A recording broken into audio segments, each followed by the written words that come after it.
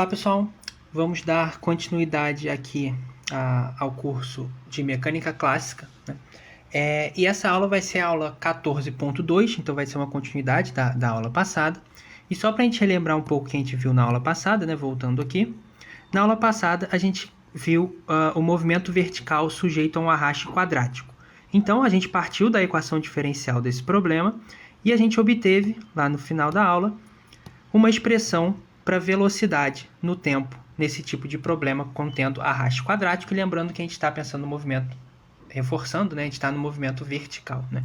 Então a gente obteve essa expressão para velocidade que depende desse tangente hiperbólico aparecendo o tempo aqui dentro, né? Então a gente tem isso. Agora, na aula de hoje, então a gente vai fazer o seguinte. Então, aula de hoje, o que a gente vai ver? Então, na aula de hoje, a gente vai ver a expressão para velocidade, para posição. Então, a gente vai obter uma expressão para y de t. E a gente também vai ver um exercício. Então, fazer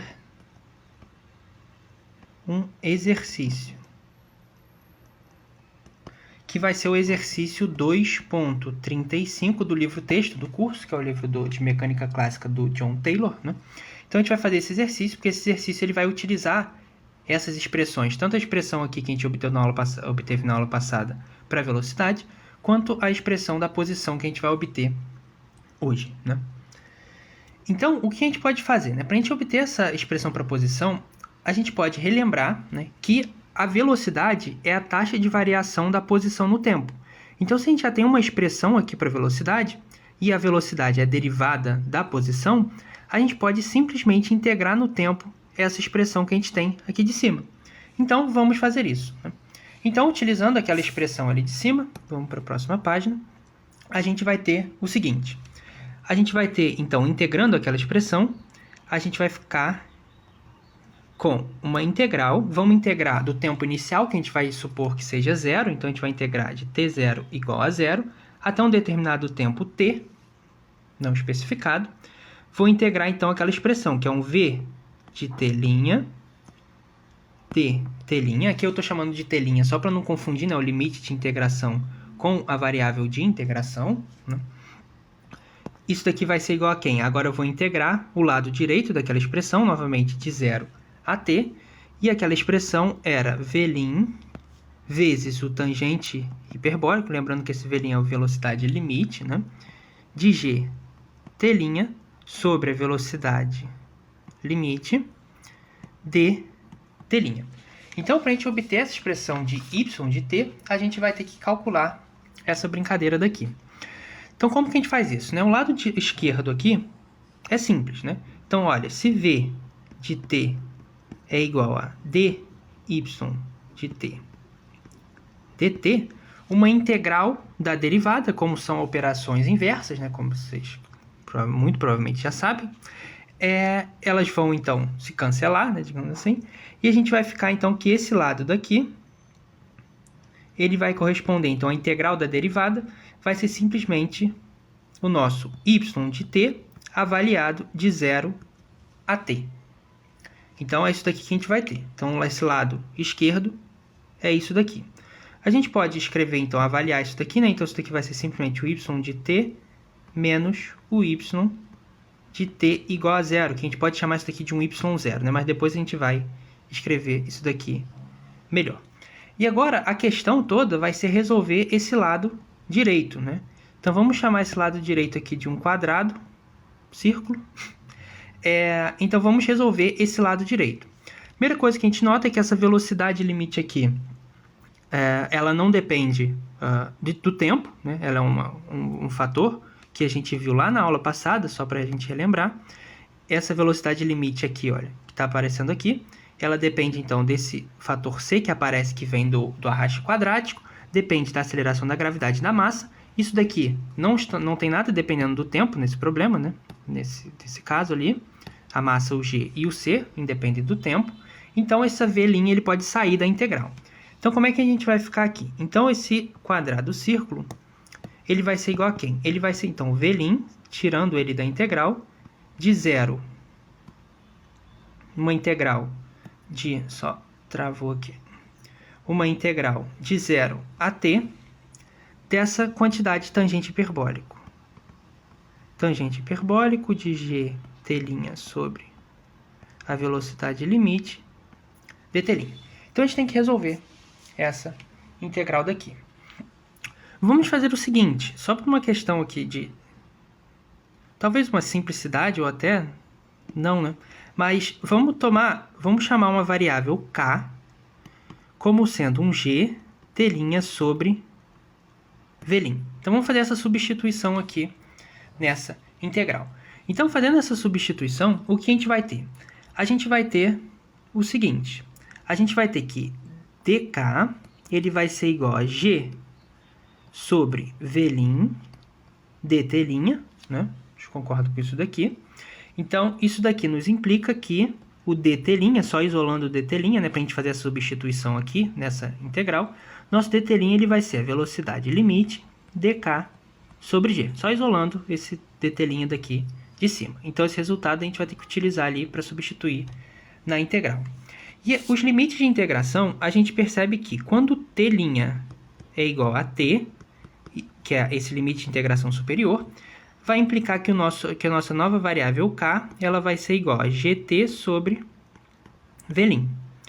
E quando t' é igual a zero, implica que o nosso k ele vai ser zero. Então, simplesmente substituindo esse limite de integração aqui, né? T' é zero, k é zero. T' igual a t, k é igual a gt sobre v limite. Então, a gente vai ter isso daqui. Agora, a gente pode escrever, então, essa nossa integral como sendo um v'. Aqui eu vou fazer bem devagar. Acho que talvez nem precisava ser tão devagar assim, mas acho que é bom deixar bem claro o que está acontecendo aqui. Então, eu vou substituir o dt' aqui dentro, na integral ali de cima. Então, a gente vai ficar com v' sobre g dk. Então, vai ficar dessa forma daqui. E o limite de integração, eu acabei escrevendo aqui errado. Mas a gente vai ter, então, o t' igual a zero implica o k igual a zero. T' igual a t implica esse k daqui, gt sobre velocidade limite. Novamente, como esse v' sobre g independe do tempo, a gente pode tirar ele aqui da integral. Então, essa brincadeira vai ficar como? Vai ficar como sendo v' ao quadrado sobre g, uma integral de 0 a gt v limite do tangente hiperbólico de k dk. Agora a questão é resolver então essa integral do tangente hiperbólico de k, né? Como que a gente pode resolver essa questão aqui? Primeira coisa que a gente tem que lembrar é a seguinte. A gente pode resolver isso daqui pensando, ora, a gente sabe que as quantidades hiperbólicas, seno hiperbólico ou cosseno hiperbólico, eles dependem de uma exponencial real, né? E exponencial é bom para a gente integrar. Então vamos ver o que dá se a gente escrever isso daqui em termos de exponenciais. A gente sabe que o tangente hiperbólico, aqui o tangente hiperbólico de k, ele é o seno hiperbólico de k sobre o cosseno hiperbólico de k. E a gente sabe também como que o seno e o cosseno se relacionam com exponenciais reais. Então, a gente tem que o nosso seno ele vai ser e elevado a k menos e elevado a menos k, isso tudo daqui dividido para 2. E embaixo, o cosseno ele é e elevado a k, um sinal de mais, né? Troca esse sinal, menos k dividido para 2. Então, como ambos em cima e embaixo está dividido para 2, esse 2 ele vai sumir. E a gente vai ter simplesmente que esse tangente hiperbólico de k, ele pode ser escrito como sendo, então, a exponencial de k menos a exponencial de menos k sobre exponencial de k mais exponencial de menos k.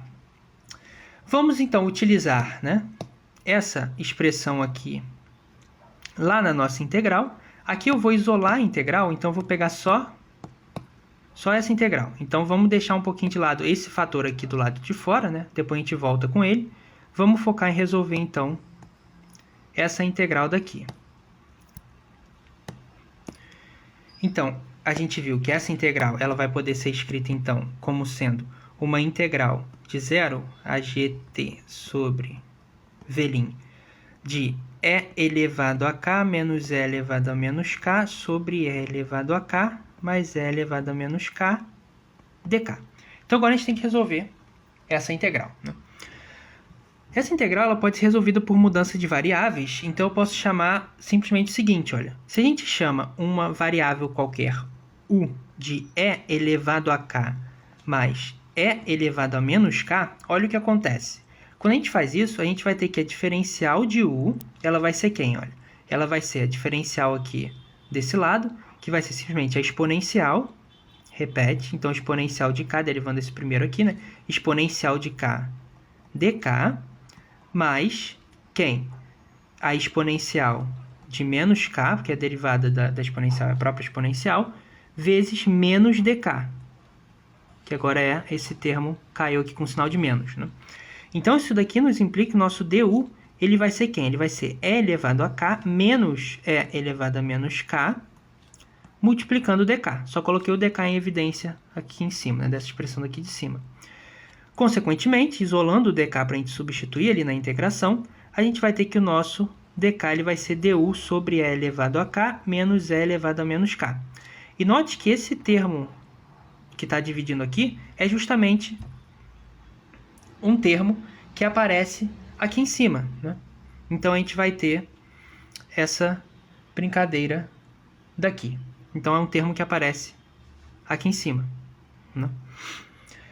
Então, o que a gente vai ter?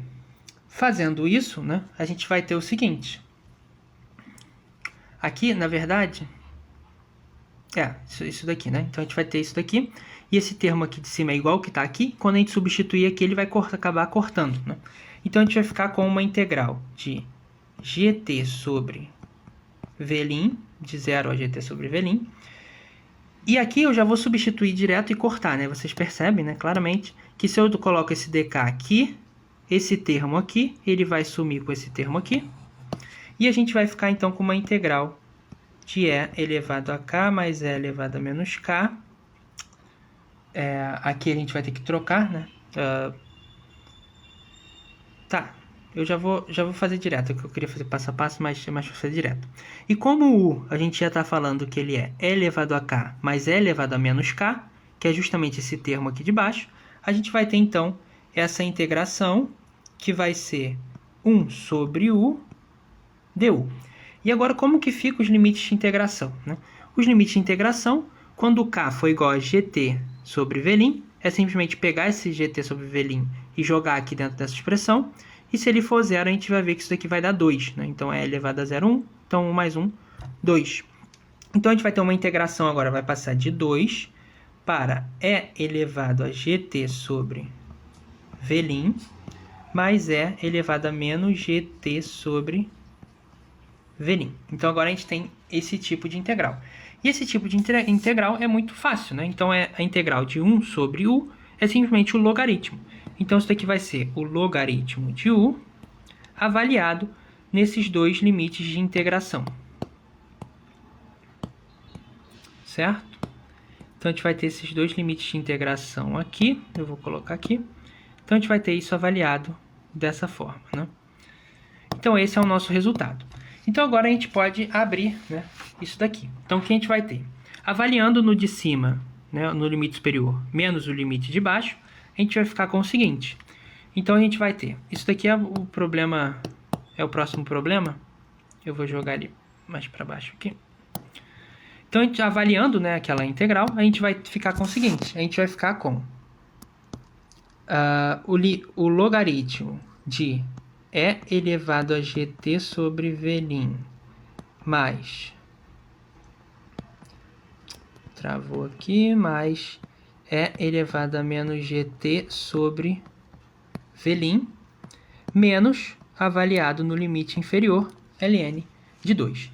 Isso daqui, utilizando a propriedade do logaritmo, ela pode ser escrito simplesmente como sendo o logaritmo dessa quantidade daqui sobre 2. Então, a gente vai ficar com isso daqui assim, isso daqui sobre 2. Né?